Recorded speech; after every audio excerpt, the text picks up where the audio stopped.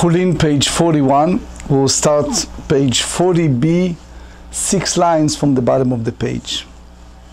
Today, Mirtzeh Hashem, God willing, we're going to complete this beautiful Perek Sheni, the second chapter. Yesterday, and day before yesterday, we discussed the situation of a person that makes the wrong choices. We all know the Almighty granted us Ubacharta b'chaim, the freedom of choice, and the Torah suggested that we should choose life. Unfortunately, some people make the wrong decision, and that fellow, for example, chooses instead to follow the path of the Lord to idol worship. There is an even worse situation that someone not only idol worship, but he uses his fellow animal, not his, to idol worship. The question is, as we discussed in the past several days, what do you do with that animal? It was idol worship, not by its owner. The owner said, what do you want from me? Why you prohibited my animal from any benefit? So we learn that Ula and Rav Huna, two Talmudic sages, said that a person, even bechol shehu, under any circumstance, the moment you worship idol with that animal, that basically makes that animal invalid to use for offering and more, regardless if it's yours or not.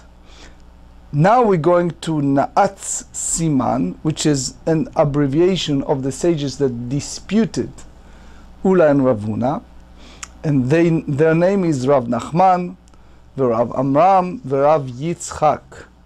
So they hold the other way around. Ein Adam Oser Davar She'eino Shelo. They said that the person cannot make something prohibited if he is not the owner, it's not belong to him. There is a difference, obviously, or even disputation, you can argue, between Rashi and Rosh, Ramban, Rabbeinu Hananel, and others, if that applied to a significant and complete act or not. Meitivei. So now the Gemara asks a question from a Braita we studied earlier. Hashochet chatat b'Shabbat b'chutz la'avodat kochavim. A person involved with 3 violations. 1, he slaughtered a sin offering on Shabbat outside of the proper domain, which is outside of the temple courtyard, and for the purpose of idol worshipping. So since it's involved with 3 violations, chayav shalosh chataot, he is liable to bring 3 sin offering. Ve'okminan, and we learned earlier that applies specifically for what? Bechatat ha'of uvachatzi kaneh pagum. If you remember, we learned the law of proper shechita, slaughtering animal properly, and we learned that we need 2 simanim, the windpipe and the esophagus, when it's come to behema, for animal. When it's come to a bird, it's 1. So here specifically we talk about situation that it's the sin offering and it's not owned by the owner, which means the way that Rashi hold is chatat, is a sin offering, that they have chatzi kaneh pagum, that they have half of its windpipe deficient.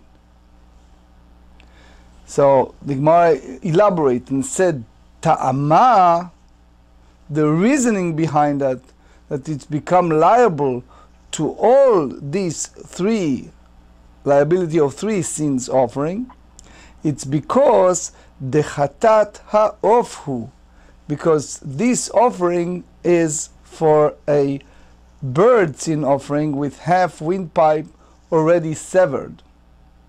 The chulho bahadei hadadei ka'atyan. Since all these three, Shabbat, outside of the courtyard, and idol worshipping, all these three violations occurred under one domain, one together, and this rare specific circumstance talk about half chatzi kane pagum, half its windpipe deficient, and he slaughtered miktzat bachutz b'Shabbat, in part outside of the temple courtyard during the sacred day of Shabbat for the purpose of idol worshipping, and then he completed v'ishlima lerov, and then he extended that. Page 41. Aval zevach, however, when we talk about an animal rather than the bird, that's different. Here, zevach, it's slaughter, unlike bird that it's have melika, Rashi said. Lo, not liable for 3 sin offering. Since he's not obligated, he's not liable of slaughtering consecrated item outside of the temple courtyard, because it's considering tikrovet avodat kochavim. The moment the Shechita, the slaughter began, ve'i ein adam oser davar she'eino shelo. If a person cannot make something prohibited, since he is not the owner of that entity, my irya chatat ha'of. Why our Braita specifically talk about bird sin offering? Afilu chatat behema nami. Even when it's come to an animal sin offering, it's also liable for the 3 sin offering. Since it's not his, so therefore it's not prohibited toward him as tikrovet for idol worshipping, and it still have the title of Kodashim, a consecrated item, and therefore he is liable because of shchutei chutz, he slaughtered outside of temple courtyard. So the Gemara said, so obviously the question is, why they here the Braita use this term. It's basically, it's like mechatech be'afar be'alma, as we said. So the Gemara answer, kevan dekanya lelechapara, since the person have this kinyan, has this act that we hold a possessions, he possesses the offering as an atonement, so we treat it as kedideinami, as he owns it, and therefore his ability to make it prohibited as well.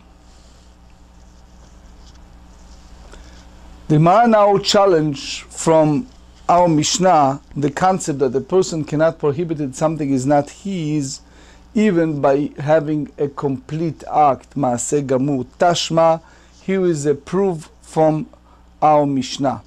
Shnaim ochazin besakin v'shochatin. You have 2 people who hold a knife and slaughter an animal together. Echad leshum echad mikol elu. One intent for all those lists we mentioned in Mishnah yesterday, which is mountains, valleys, all different form of idol worshipping. Ve'echad leshum davar kasher. The other one have a pure intent to do it for something that is kosher, that it's valid. So we learn that Shechitato psula, the slaughter is invalid, and the meat may not be eaten. Now, ostensibly speaking, if you go by our Mishnah, you see that the Mishnah talking about where no more than one of them owns the animal, which is the usual case. And usually what we said in this type of situation, when it's come to meat that is prohibited, even if one was intending for the mountain or hills, was not the owner. Now, according to these sages, how does the one who is not the owner cause someone else's animal to become forbidden to be eaten? So the Gemara said, the circumstance in the Mishnah is speaking about what? The itlei shutafim begavei. The one who have the wrong thoughts for idol worshipping, that makes it pasul, he is a partner. And therefore, since he is a partner with the animal, so is a partially his, so therefore everyone agreed that he can prohibit it. Another challenge from this Amoraim, it's a Mishnah in Tractate Chullin, page 42b. Tashma, hametame, a person who contaminates someone else's produce with ritual impurity. For example, Rashi there explained that it's applied to truma when it's eaten while it's in the state of ritual impurity. V'hamed damea, a person that mixes truma with someone else's ordinary produce. V'hamen nasech, one who makes something, a libation, a wine is nesech. And there's for asaro b'ana is prohibited to derive benefit. Beshogeg patu, b'mezid chayav, it was unintentional, he is exempt from paying the damage. Versus if it was intentional, deliberate, he is liable to pay for the damage. So, since we said that the person cannot render prohibited something that he is not own it, so how come we see here that someone else wine became nesech? The Gemara answered the same way. Hachaname de itlei shutafut begava. You have to have this idea that the menasech have shutafut in the wine. So just a little bit the Rashba. The Rashba in Torah Tabayit have a big mahalach, how you treated bet ochazim besakin. You bring the Shulchan Aruch Yoredea, Siman Bet Sif Yud Aleph, and the Shach, that most of the poskim said that it's b'diavad kosher, and the Shach tried to argue that the Rambam hold it, but you see by the Tosfot, page 14 here, Sof Dibur Matchila Shochet, and the Gra, and also the Avnei Nezer, Rabbi Akiva Iger, that argue with this Rashba.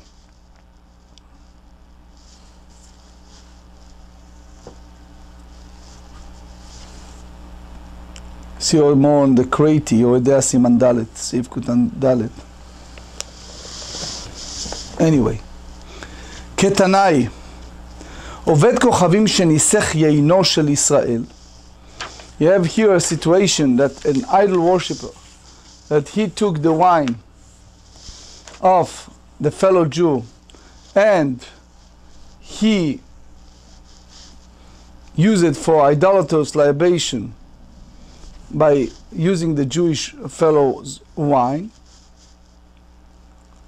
not shelo bifnei avodat kochavim, not in the presence of the idol, asaro, he makes the wine prohibited for all benefit. Because a person prohibited something, davar she'eno shelo, it's not on. Rabbi Yehuda ben Beitera ורבי יהודה ben Bava, 10 אגרי מלכות, מתירינו אותו מפני שני דברים. They allow it for two reasons. One, אחד, שאין מנסחים יין אלא בפני עבודת כוכבים. The Ran in Avodah Zarah 59b said that that's the concept of idol worshiping, that's at the front of the idol. ואחד, the second one, שיכול לומר לו, he can say, לא כל המנח שתאסור יני לאונסי. So he can say, it is not in your power to make my wine prohibited against my will. ורב נחמן ורב אברהם ורב עמרם ורב יצחק אמרי, אפילו למאן דאמר אדם מוסר דבר שאינו שלו, הני מילי קוטי. That's applied to those kutim. That there is indication of idolatrous intent must be taken at face value. Aval Israel, but in the case of our ruling, which involve a fellow Jew who perform an act of idolatry with another Jew property, even Tanakama would agree that the other Jew property is not prohibited. Letzaure, he only intends, letzaure kamechaven, intend to upset the owner of the property by making him think that his property is prohibited. But the Jew does not intend to actually worship the idol. Which again, the Chafetz Chaim will argue, it's still a problem. Anyway, Romei Sadeh, and Yam Shel Shlomo, and Tiferet Yaakov, and Chazon Ish expand on that. Tashma, שניים אוחזים בסכין ושוחטים, אחד לשום אחד מכל אלו, ואחד לשום דבר קשה שחיתתו פסולה. How come? Can be Israel mumar. Here again, you talk about situation that have a Jew that renegade. Declaration of idolatrous intent must be taken seriously. It's not letzaure chavrei. Tosfot challenge that. You see also Ramban, Tosfot Rosh. Tashma, another challenge. Hamtameh v'amedameh v'amenasech b'shogeg patur b'mezid chayav. The same answer. Achanam b'Yisrael mumar. So you take it seriously. Amar leRavacha בר דרבא לרבשי, regular fellow Jew that not have chizkat mumarut. He come and slaughter his animal for the purpose of idol worshiping. Hitrubo, two witnesses come and warn him not to do it. That you warn, the Torah prohibited, that you deserve capital punishment if you do it. Vekibel alav atra'a. Mai. And after he warned, he accepted the warning upon himself. What exactly the halacha? You tell me that it's prohibited that animal, or you say that it's only intent to upset his fellow?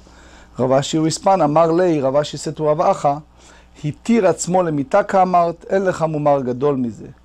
If you tell me that he survived himself to the death penalty by accepting this warning, this is the greatest renegade Jew than this, nothing more than that. And for sure, his idolatrous intent is genuine, and the slaughter animal is absolutely prohibited. The previous Mishnah have a different way of slaughtering animal that it's close to idolatry, and we mentioned that is by a rabbinic law prohibited. Gzeira Shema is a concern that it may be allowed tikrov et avodat kochavim mamash, real idolatry. So there is a concept that is called mar'it ayin. Mar'it ayin meaning something that people who are not familiar are always use this example. Because I saw it once. Went to upstate New York. Those days my kids were in the camp. Upstate New York. So you stop your car for gas and you see a fellow look like a rabbi, you know, old-fashioned with a long white beard and cap and a little something in his hand like a bag, walk out of a Trafe McDonald. So purposely, my son and I went to him and said, Shalom Aleichem, how are you, and everything. It turns out he needs to use the bathroom, and he also brought with himself a sandwich from home, and he figured out between the bathroom and washing hands for Natilat Yadayim, he should use their bathroom. Now the problem is, if a secular or non-Jew see him coming out with this cup and the bag out of McDonald's, it's Maris Ayin. People will picture that and think, oh, it's a kosher place to eat. Kosher, because look, he walked out of that place. So there is a concept in Halakha that's called Mar'it Ayin, that people misconstrue, or people purposely or not misinterpreted, and how far should we be concerned with that. But there is a concern in general for Mar'it Ayin. The Mishnah Kedosha tells us, En shochatin, we may slaughter neither in two seas, lo letoch yamim, velo letoch neharot, because the idea is that thinking that they blood of the animal comes directly to the water, they think that they do it into the river, ולא לתוך כלים, not into vessels, because they think that you use it for idol worshipping, אבל שוחט הוא לתוך עוגה של מים, but you can do it for into a pool of water, and also הוא בספינה על גבי כלים, and a boat on the top of vessel. אין שוחטים לגומה כל עיקר, so one may not make a pit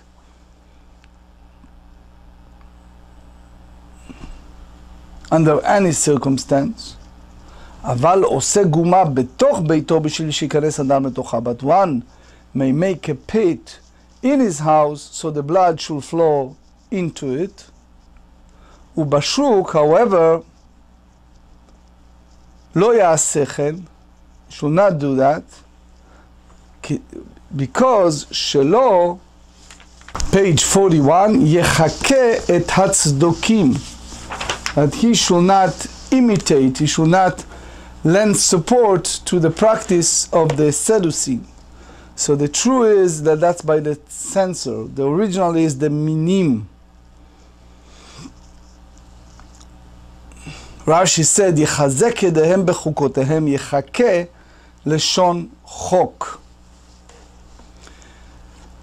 The Mishnah הקדושה said, אין שוחטים לא לתוך, מה ישנה לתוך ימים דלא? דאמרי לסרא דמאיה כשחית, because that's what people think, that he's slaughtering for the guardian spirit of the sea. לתוך עוגה של מים אמרו לבבואה כשחית. Again, nonsense, that he's slaughter for a reflection of the water. אמר רבא בעבורים שנו. Rava said that in regards to a pool of murky water, it does not show reflection, it's okay. אין שוחטים לגומה ואמר אין שוחטים לגומה כלל, אמר רבי רישא בגומה שבשוק. He said that here we talk about the pit in the street, and not the one in the house. אמר לרבא בנתניה סיפא, ובשוק לא יעשה כן בכלל דרישא לאו בשוק דינן, אלא אמר רבא אחי כאמר, אין שוחטים לגומה כל עיקר, because it's appear as מנהג צדוקים, והרוצה לנקר. However, if someone wish to keep his yard clean, לנקר חצרו, that will not be too dirty from the blood of the slaughter, in כיצד הוא עושה? עושה מקום חוץ לגומה ושוחט, ודם שוטט ויורד לגומה. ובשוק לא יעשה כן, שלא יחכה את הצדוקים, so the same מהלך. So in a public place, you should not lend support to this, because the people think that that's the Sadducees, so the minim that does that. The Torat Chaim explain in Minchat Chinuch when and how the Maharik hold that is only the rabbinic. Anyway, Tanya Kvatei de Rabba. היה מהלך בספינה ואין לו מקום בספינה לשחוט. He's traveling in a boat and there's not enough place to slaughter. מוציא ידו מחוץ לספינה ושוחט, ואדם שוטט ויורד על דופני הספינה. So you do it outside of the boat, and the birds come out of the outer part of the boat. ואין שוחט לגומה כל עיקר, ורוצה לנקר חצרו כסתלו יעשה. If he wants to clean his yard, how should we do that?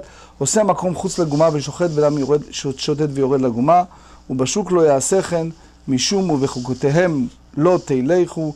The Torah tells us clearly that is בחוקותיהם לא תלכו, that is מראית עין, that is it's like the Ma'arik hold and others, that is like מודה בעבודה זרה שלהם.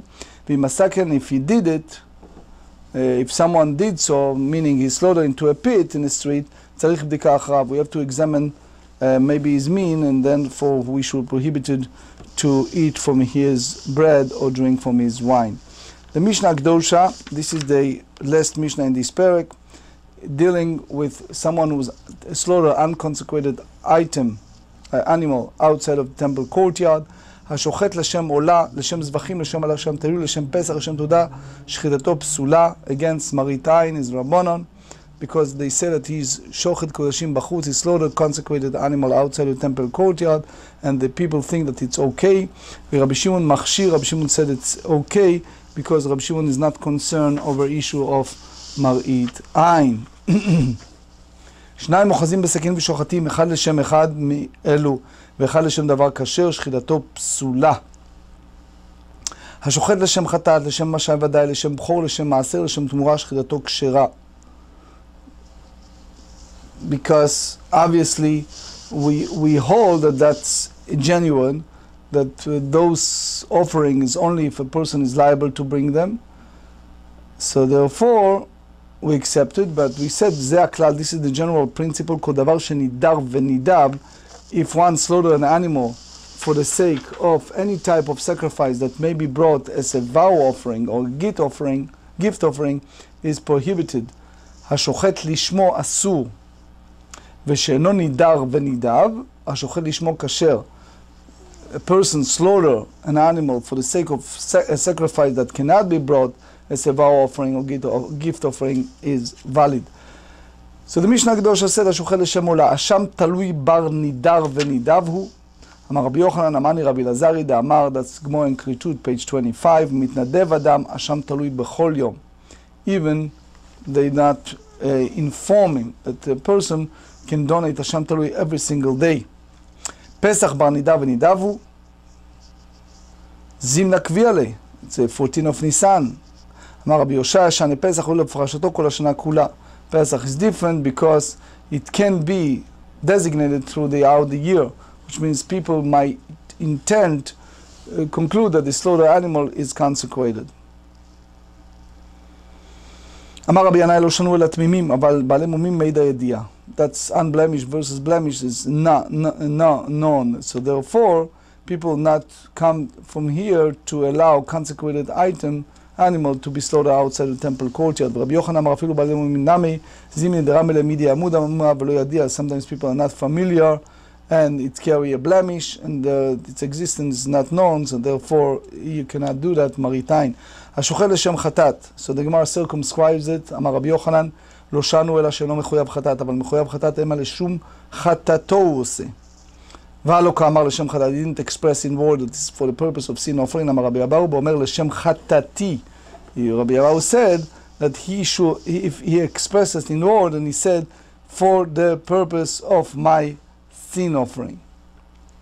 So Rabbi Yochanan said that the sages invalidate his שחיטה. לשום תמורה, שחיטתו כשרה. אמר רבי אלעזר לא שנו אלא שאין לו זבח בתוך ביתו, אבל יש לו זבח בתוך ביתו, המה אמורי אמיר בה. והלא אמר, לא כאמר, לשם תמורת זבחי, but he did not say for the sake of my זבח, תמורת זבח. אמר רבי אבאו,